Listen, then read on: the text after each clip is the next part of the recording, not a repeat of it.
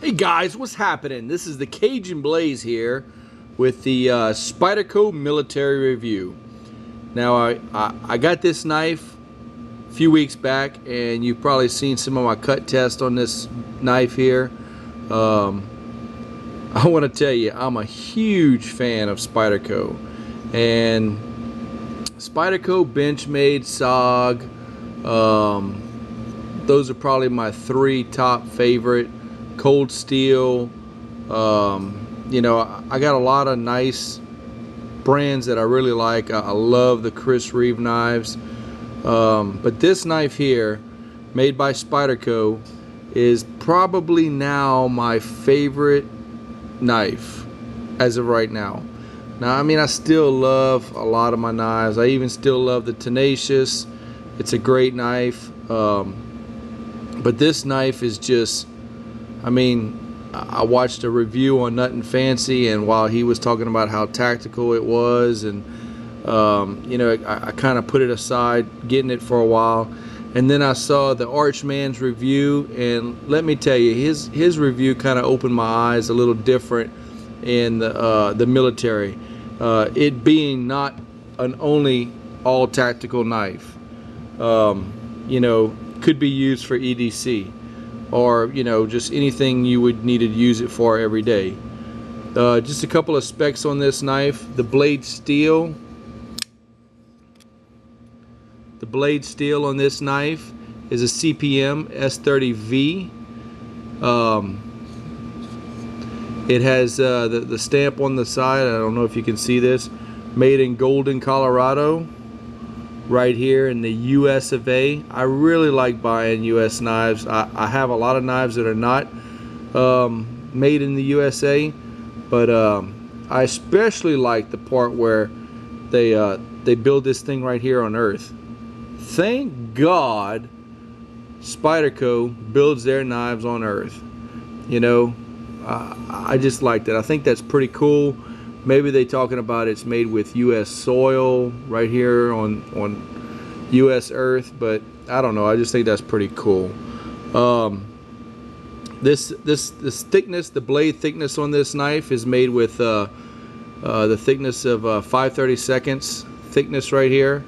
The clip is a stainless steel clip. Let's see, the hole is a 14 millimeter hole right here. It's a good big hole, especially if you're going to use gloves. They talk about how this knife is great for if you need to use gloves and open it. It's got a big thumb. But you know what? I mean, look at these hands. That's some big old hands there. I mean, who needs gloves? I need that hole just for my thumb to be able to flick that sucker open. I mean, that's just, I need that. And that hole is perfect, that 14 millimeter hole. The handle is made with the great, oh man, that's some great G10 laminate on the handle. It's very nice. I like that. It's not too grippy, but it's grippy enough, and it'll work for me. The blade length, a lot of people talk about how, wow, the Spyderco Military, that's just a huge knife. But you know what? I mean, really, to be honest with you, the blade is only 4 inches. I mean, that's a 4-inch blade. All right. Overall length is 9.5 inches. So the handle is about 5.5 inches long just for the handle. I mean, that's what makes the knife so big, is the doggone handle. But you know what? The ergonomics for this knife is great. I mean, you put that in your hand and hold it, and it just fits perfect. I mean, it sits nicely in your hand. It's very comfortable. The pocket clip right here doesn't get in the way. Now, keep in mind, this is tip down carry. When you close it and you put it in your pocket, you'll notice that the tip is down, pointing down, and that makes it a tip down carry.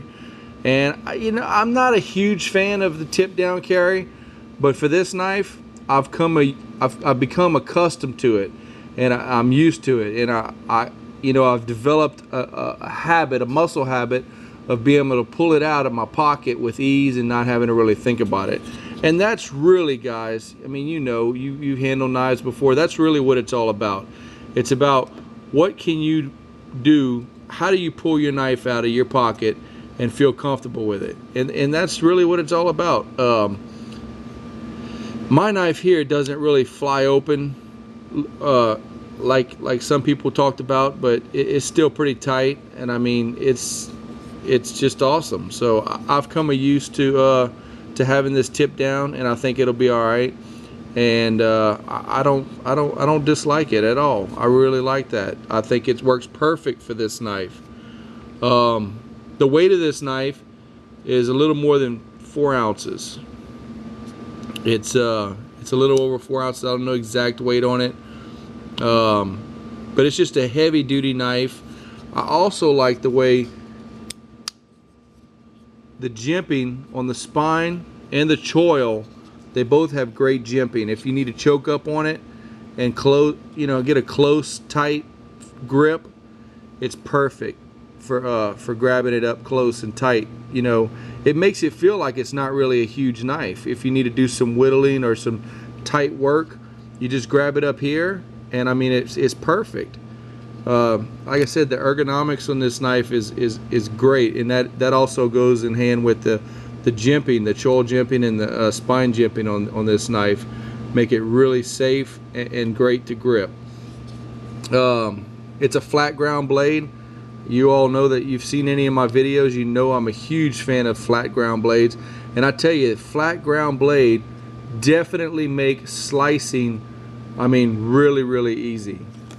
Let's see if I can do this and keep it in frame. I mean, this is a little business card type stock here, and it just, I mean, it just cuts it like butter.